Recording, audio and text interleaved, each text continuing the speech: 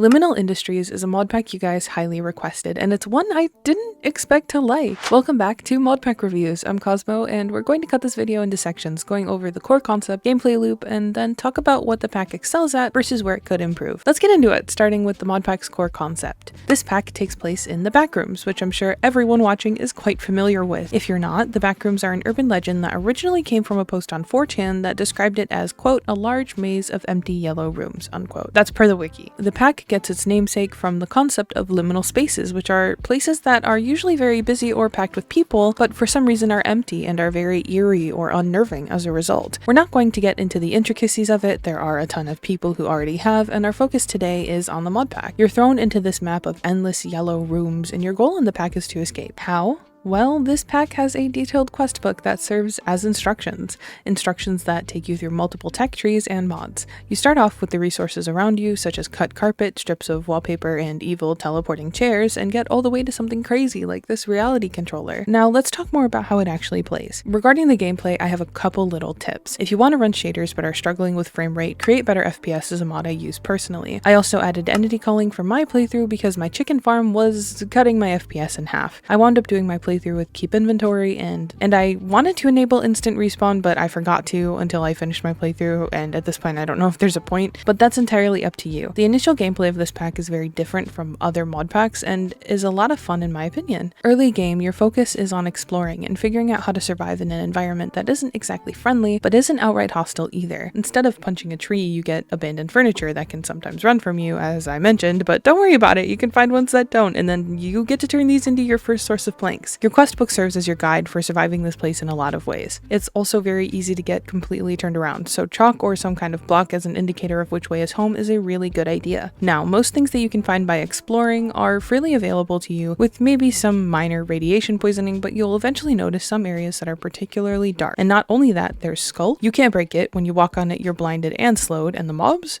Well, they're a lot like their vanilla counterparts, but quite a bit faster than you're used to, plus they hit a lot harder. If you're able to find a way in there safely, some valuable resources await you. With the quest book, the first 2 chapters are fairly simple, and by the end of chapter 2, you will want to have some automation online. Ultimately, this is a themed tech pack, and if you try to scrape by with minimum necessary resources, you'll probably find things are a lot more difficult for you. Your gameplay loop becomes you turning the backrooms into your own personal factory, using mods like Create, Tinker's Construct, Thermal Series, Botania, Immersive Engineering, Applied Energistics, and more, with recipes swapped to fit the environment and tweaked for better flow to progression. All of this to help you with specially designing your factory. This factory will help you face the perils that lie ahead and craft the eyes eventually needed for your escape. But what are my actual thoughts about the pack in particular? I know I typically discuss my critiques before the highlights and praises and stuff that I think the pack did well, but I think it might flow better the other way around. So let's get into the good stuff. The ambience in this pack is fantastic. The sounds, the lighting, the mood,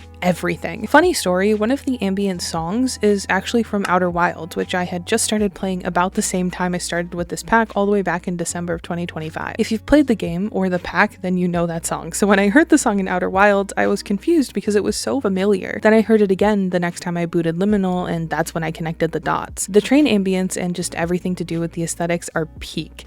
This goes for the pool rooms and for the nether as well. To be honest, it could be really cool to do some unique ambient sounds for both of those dimensions at some point down the line. But visually, the nether was so cool, with and without shaders, which is always impressive, and same with the pool rooms, though I wish my shaders didn't break the anti-blocks. That's a me problem though. That's what happens when you add stuff the developers didn't plan for. Speaking of other dimensions though, this pack's version of the nether is incredibly creative, and portal linking being such a useful form of navigation was really fun. I found myself carrying enough obsidian to make a portal as well as a lighter pretty much 24/7, so I'd have a quick way home if needed. The nether never becomes irrelevant to progression the way it tends to in a lot of packs and even in base Minecraft, and I'm genuinely impressed by that. The resources it holds are important in all stages of progression, plus it's just so interesting in general. This pack also has another backrooms level, the pool rooms, which are also cool as hell. Aesthetically speaking, they're so on point. I feel like I could literally smell this dimension. I love that the ability to get more difficult to craft items like AE2 controllers and crafting terminals lowers the barrier to entry with the mod and may push players to explore it instead of sticking with Create, storage, or drawers. Same for the cake eating flower from Botania. I wasn't lucky enough to find it, but I like that it's possible. I also liked that there was a way to automate quartz using the dimension, though I think it'd be a difficult thing to do pre-reality frame if your base is far from your world spawn. Luckily, I wound up settling close enough for me to be able to just set up some spaghetti crate belts and use those to get aluminum, gold, and quartz automated fairly early on. Moving on from dimensions and ambience, thank God there isn't a wire monster. It would have been very easy to market the pack to children and focus really bad horror mods for clickbait. Opting to not do this was a fantastic decision that I have a massive amount of respect for. Committing to the themed tech pack stuff and letting the horror elements come from the liminal space as the setting made the pack actually unnerving to play at times. I think adding backroom style monsters would have been detrimental, and I'm very happy to see from the Discord that there are no plans to add any in the future. Speaking of Discord, did you know I have one? I also have a Twitch, and if you want to support the channel more directly, you should make sure you like and make sure you're subscribed with notifications on, because a lot of people who watch my stuff aren't. You can also leave a comment for the algorithm if you want to, help me get pushed out to more people. And if you want, you can join as a channel member. It's completely not necessary, but it means a lot, and it financially supports me and the work I do on this channel. You also get access to videos a day or so early, some sneak peeks, and your name on the end card. Anyway, back to the review. Thanks for listening. I also like that there are a lot of different ways to do certain things. I got to design farms as I pleased and do whatever I felt necessary with only some minor nudging in the quest book. Things like, it may be best to automate this process, or sometimes more blatant, do not progress further without some automation, otherwise the next chapters will be hard. Stuff like that is really nice as someone that doesn't play many tech packs and probably would have tried to squeeze by with the minimum necessary resources. This pack pushed me out of my comfort zone in a lot of ways while not making it an unpleasant experience, and I think that in and of itself is really impressive. Getting someone like me, someone who despises most tech as much as I do, to enjoy my playthrough and actually finish the pack is kind of crazy. Reflecting on the fact that I put over 193 hours into this pack makes me cringe a bit, but I had fun and that's what matters. That's also why this is the first review I'm posting in 2026, and it's going up almost halfway through the year at this point. So just keep that in mind, please. As far as balance decisions go, locking water wheels behind a bit more of an expensive recipe and not buffing their stress units was a great way to prevent water wheel spam. This, plus making copper blocks, pipes, and tanks spawn in the rooms, really pushes the player to get a steam engine online, and I love it. I was still using the small burner for one of my steam engines all the way until I finished my playthrough, because I used it to fully automate coal coke and it was completely self-sustaining. It also pushes people toward more elaborate setups in general while still offering the amount of power that may be needed for smaller, more remote farms. I only used water wheels for my initial quartz setup in the pool rooms, as well as for my crude oil stuff, for example, though it probably wouldn't have been a bad idea to upgrade the crude oil stuff in the latter half of the pack, but I did wind up getting a completely self-sustaining lava-powered steam engine online once I was in the middle game stages for my pool room setup, which was really nice, especially with the buff to stress units. Almost no recipes are left untouched as well, and I love that. When you play modded Minecraft as often as I do, you get used to the unconfigured or minorly configured versions of a lot of mods. Seeing create being changed this much, seeing immersive engineering be so tied in with it, that was so cool, and I know it must have taken a lot of time. These mods are also integrated super well with the environment and with each other.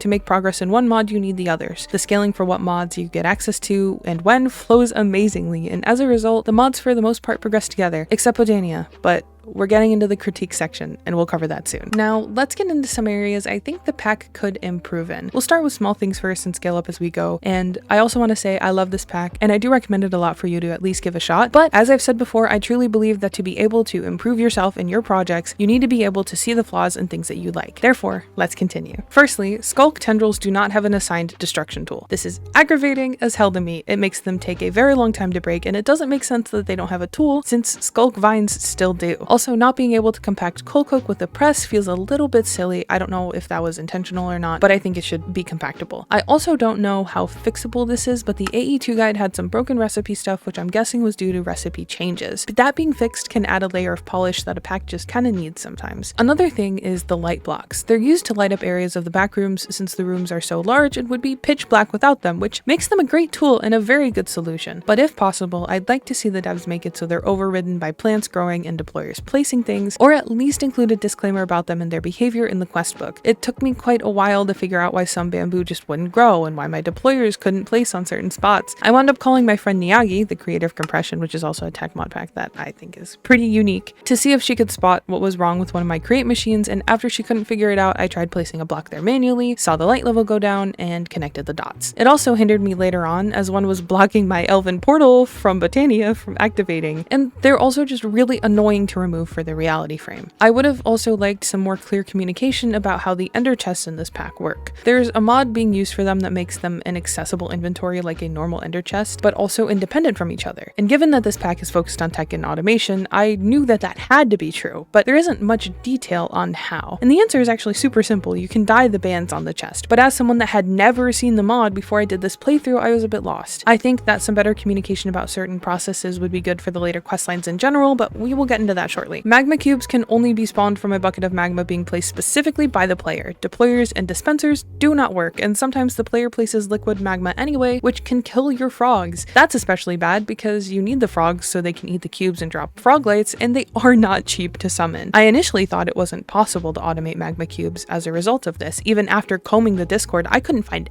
anything about automating them outside of this player mentioning something with the player inventory block. However, upon further testing, these auto placers actually work to place magma cubes. This isn't explained anywhere in the quest book. I actually don't believe that auto placers and breakers are mentioned in the quest book at all, but they should be, or at least this should be fixed so deployers and dispensers work. I don't know if the community as a whole is aware of this way to automate frog lights without using a spawner. I posted something in the Discord so that if anybody is searching for it later down the line, they know, but that's my 2 cents. Moving on to some bigger stuff, Eidolon feels a little out of place to me, especially in the later game, since it's such a crazy challenge to automate the Crucible and Brazier in comparison to the other mods present. This is mostly just my own opinion, and given that I'm not really a tech player, it should be taken with a grain of salt. But with this pack being focused on tech and automation, I would like to see the mod revisited or maybe even replaced with Botania in some aspects. In general, I feel this pack sidelines Botania too much. I would like to see it integrated into the main questline a bit more or explained more as an option in this pack. I would love to see it shown off. You can get by with just using the Endo Flame if you're patient enough, and given that the pack tackled Water Wheel spam really well, I'd like to see a solution to Endo Flame spam from them at some point. Plus, I'm fairly certain most of the Botania recipes are untouched or only have small tweaks, which isn't necessarily a bad thing, but in the context of this pack, I'd like to see more done to the mod. Also, this pack doesn't do a wire monster, but enemies are included, though few and far between. The sculpt mobs are a cool idea, I just wish they were executed better. They are mostly just retextured and buffed vanilla mobs, which works, but they are very easy to cheese. The initial fear of encountering them for the first time was really fun, but once I had lava buckets, it was just over for them. Even more so the case once I had the Skulk Scrubber. I would like to see something more unique done here, though it's not something that makes me think less of the pack at all. The Warden, however, disappointed me simply because he was just the default Warden. I would like to see something done to him to make him unique to this pack. Same with the end portal textures. It would be a small tweak, but making the end portal frames teal colors match with the Skulk would make the portal room more cohesive. I think it would be completely fine to not touch the sculpt mobs, but I think something more could be done here. Now, I'm not sure how I feel about the Igneous Extruder and the infinite resource mechanics in this pack. I think they're okay for now and for progression reasons, but I'd like to see this part of the pack revisited to avoid the Minecraft block that just does stuff without any input kind of thing, especially for a tech, automation, make a factory kind of pack. This just feels a bit strange. Though I suppose there's room for argument that if you go the route of making the create stones able to generate from cobblegen like farms the way raspberry flavored does, it's kind of the same thing with a few extra steps.